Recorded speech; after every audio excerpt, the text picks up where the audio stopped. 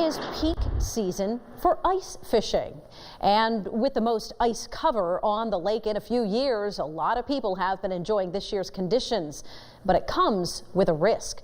And that is why the U.S. Coast Guard trains throughout the year for that crucial moment when someone falls through thin ice. First Warning Weather's Reed McDonough fell through the ice as the victim today for the Coast Guard. And tonight he shares his experience. Fall through the ice.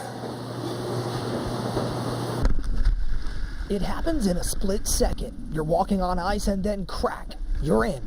And it's cold, I mean really cold. Air temperature 22, water temperature barely above 32. And it's only a matter of time before your body shuts down. And here's a tip to remember how much time you have. The 1-10-1 rule. 1-10-1. 1 minute to control breathing, 10 minutes until you lose muscle control, and 1 hour until you're unconscious. Luckily, the U.S. Coast Guard is prepared to come to the rescue. It's not often that the call for an ice rescue comes in. In fact, so far this year, there have been none. But when that call does come in, it's a matter of life and death. So you can imagine the Coast Guard spends a lot of time training for these crucial moments. And today, I'm the victim.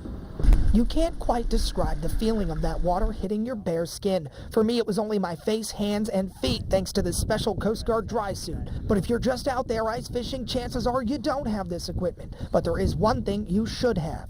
A life jacket so that you're above the water, because at this point you run out of meaningful muscle movement. Bring this board to you, okay?